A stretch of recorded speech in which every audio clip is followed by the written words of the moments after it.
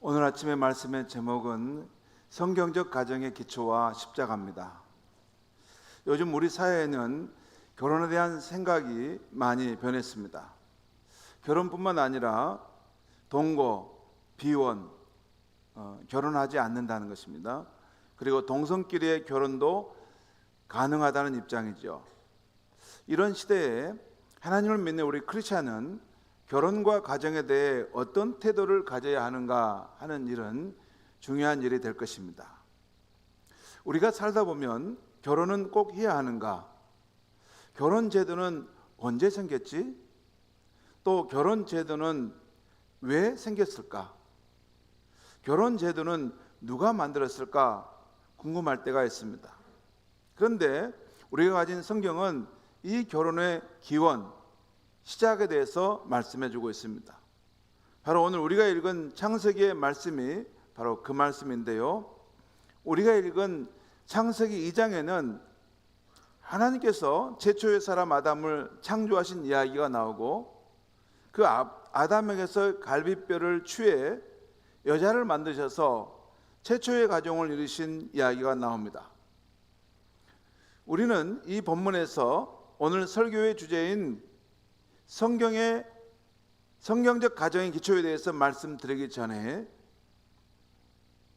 이 성경이 말씀하고 있는 다음 두 가지를 먼저 말씀드리려고 합니다. 하나는 하나님은 사람을 남자와 여자로 만들었고 그 둘이 만나 한 몸을 이루는 것, 이것이 결혼이죠. 이 결혼은 창조의 목적이라는 것입니다. 현대사회가 허용될 수 있다고 주장하는 비혼, 동성끼리의 결혼, 그리고 동거는 우리 기독교인이 믿는 창조주 하나님의 의도와 뜻에서 온 것이 아니라는 것입니다. 요즘 나는 결혼하지 않고 혼자 살래, 나 혼자 사는 것이 더 좋아, 이렇게 주장하는 비혼주의자들이 있습니다. 그런데 이 비혼주의는 우리 기독교인이 믿는 하나님의 뜻은 아니라는 것입니다. 하나님은 사람이 혼자 사는 것을 좋지 않게 여기셔서 결혼 제도를 준비하신 분이십니다. 그리고 동성애나 동성끼리의 결혼도 하나님의 뜻이 아니라는 것입니다.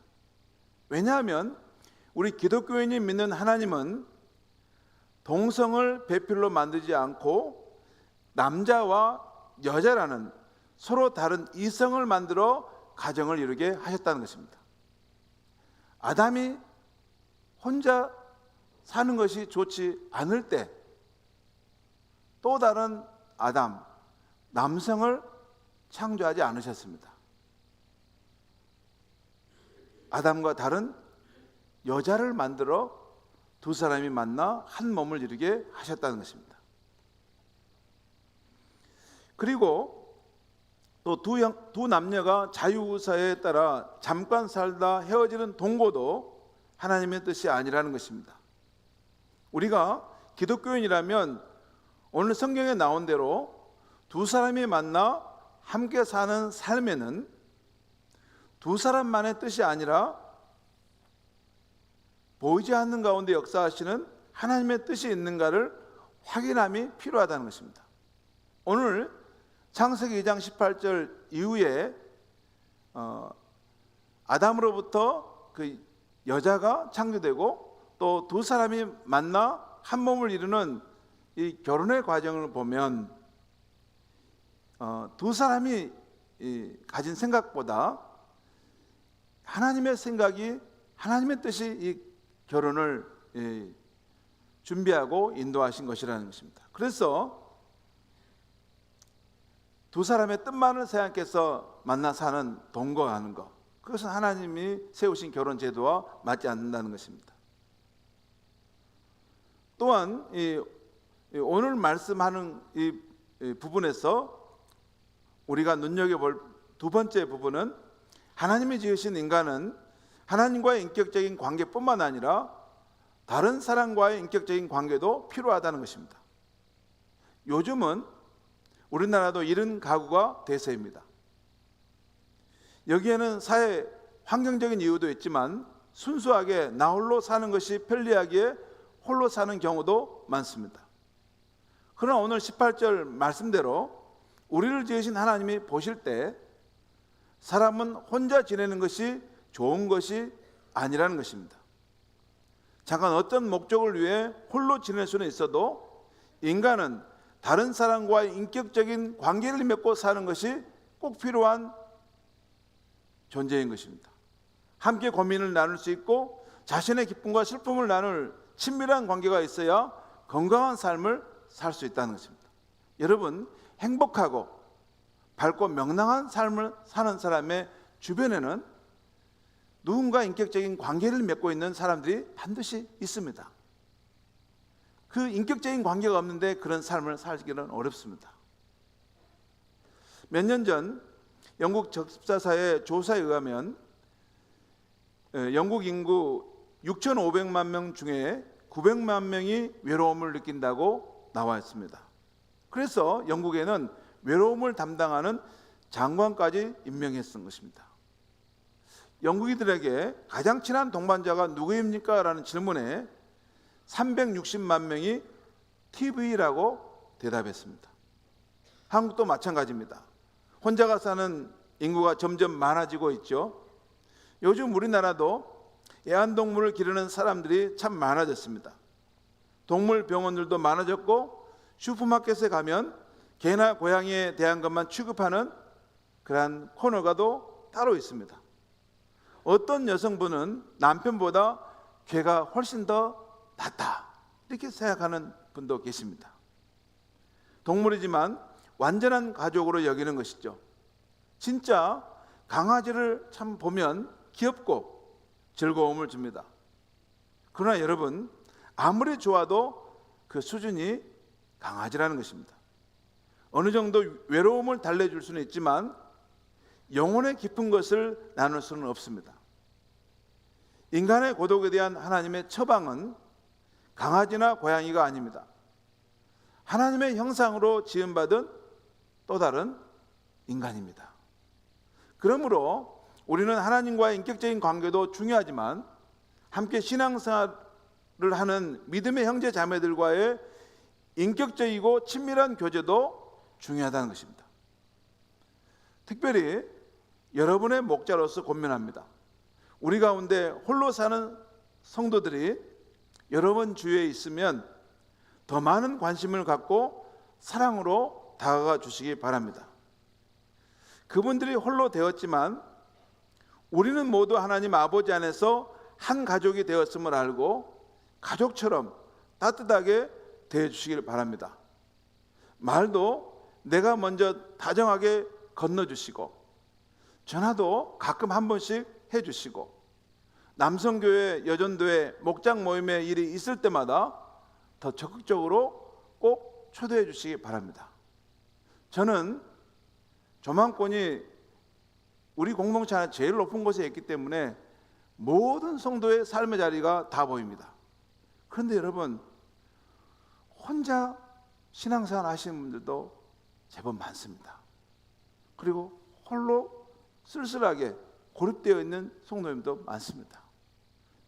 여러분 목자님들, 또 우리 초원직님들, 꼭 여러분 목장과 초원직 안에 그런 분이 없는가 둘러보시고 자주 전화도 해주시고 또 사랑으로 관심을 가져주시기 바랍니다. 그리고 여러분 남성교회, 여전도회 할 때 특별히 남성교회 모임도 잘 가져주시면 좋겠습니다. 왜냐하면 요즘 그 40대, 50대 이때의 연령대의 남성들이 참 혼자 고립돼서 힘들게 삽니다. 제가 그분들을 보면 제가 보여요. 근데 더 중요한 것은 우리 남성교회 회원들 가운데 이런 모임들이 있어서 정말 그런 분들에게 손을 먼저 내뻗고 다정한 말씀을 해주면서 우리가 함께 이런 모임이 있는데 같이 하자 하면 진짜로 함께 나올 수 있는 사람들이 있습니다. 그래서 저는 우리 교우들 안에 나 홀로 신앙생활하고 고립되어 있는 성도님들에 대한 깊은 관심을 가지고 서로 사랑으로 엮어지는 인격적인 관계를 가진 우리 교회가 될 수 있기를 바랍니다. 이제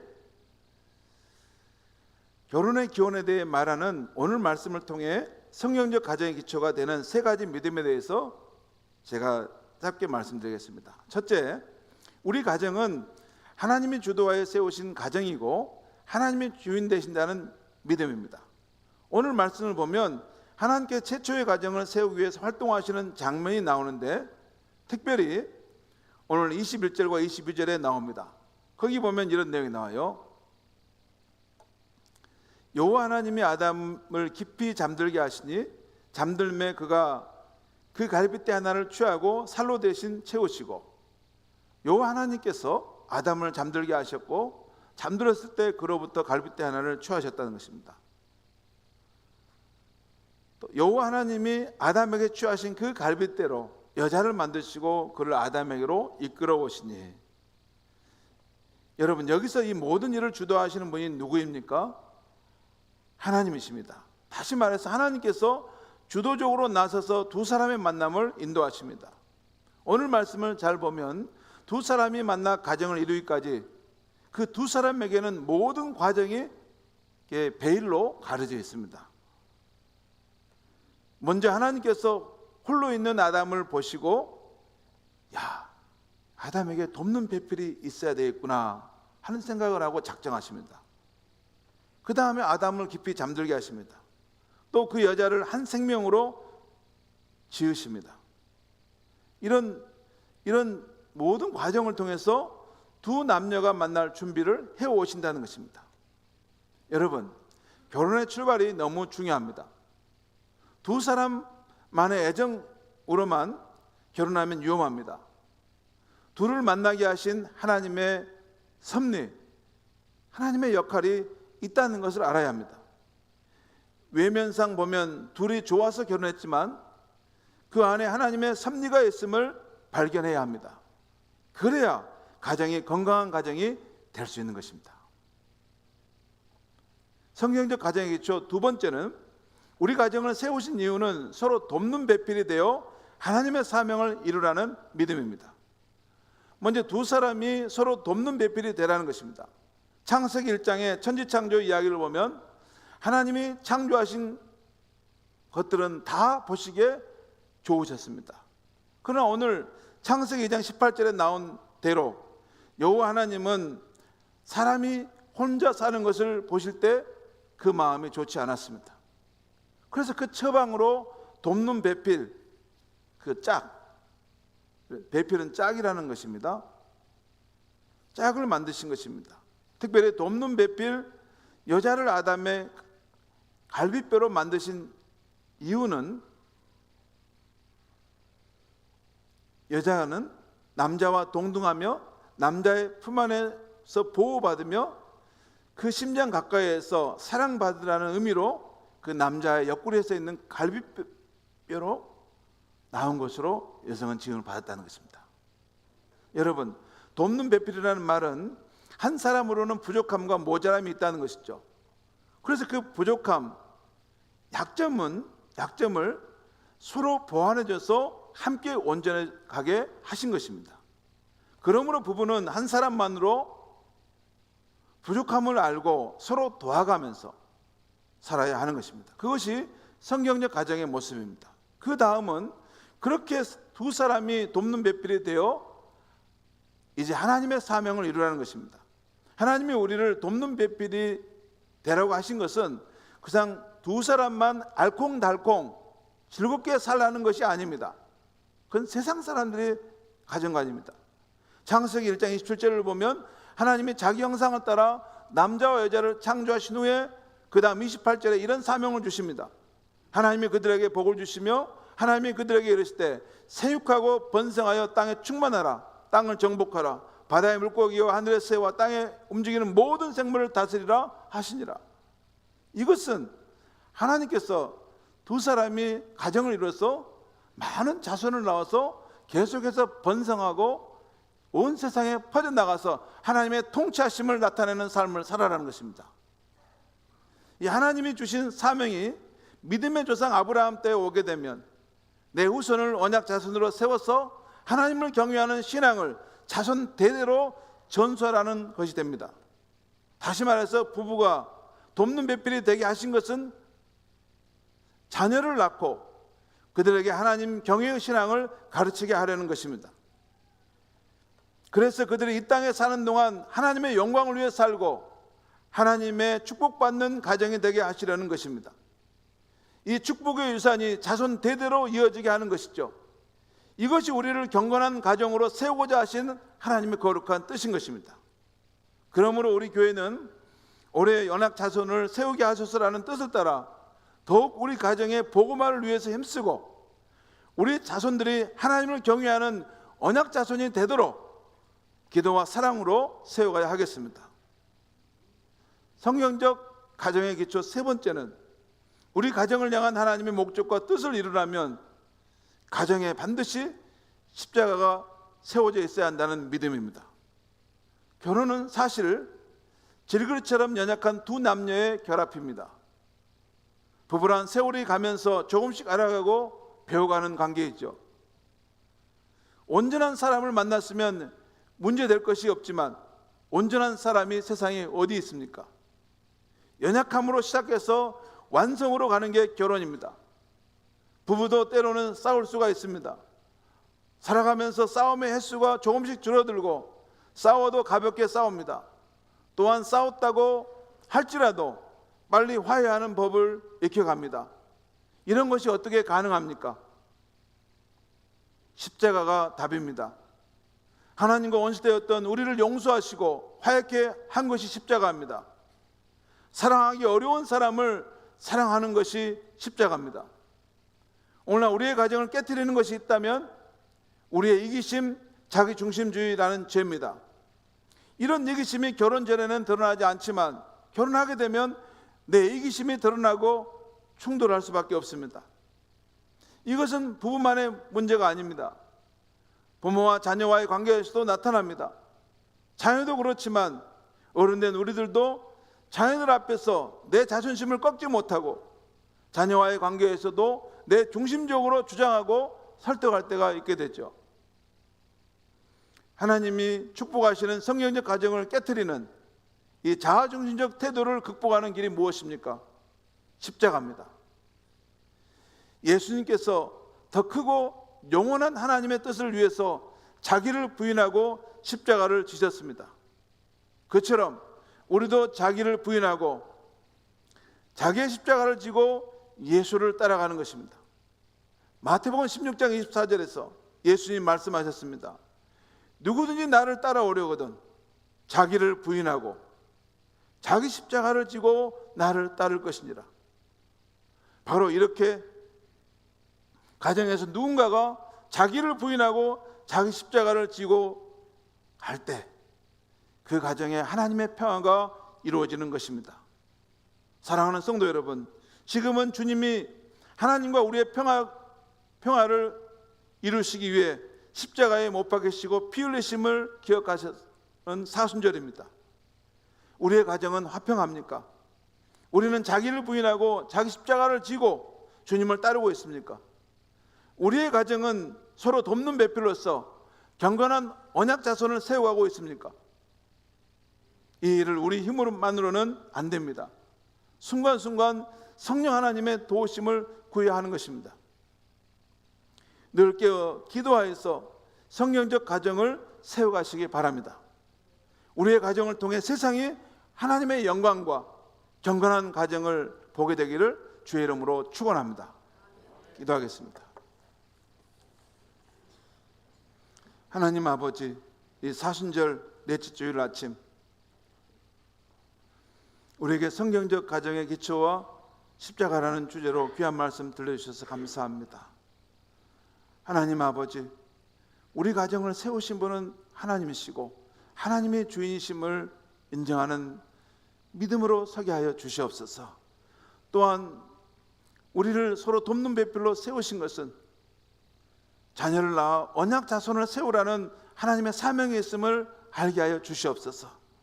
또한 하나님의 사명을 이루기 위해서 우리 가정 안에 십자가가 세워 있어야 된다는 것, 그리고 바로 내 자신이 나를 부인하고 내 십자가를 지고 주를 따르는 것이라는 것을 다시 한번 마음에 새기며 이 사순절에 우리 가정을 하나님이 귀히 여기시는 경건한 가정, 언약 자손의 가정으로 세워지기로 결단하는 이 시간 되게 하여 주시옵소서.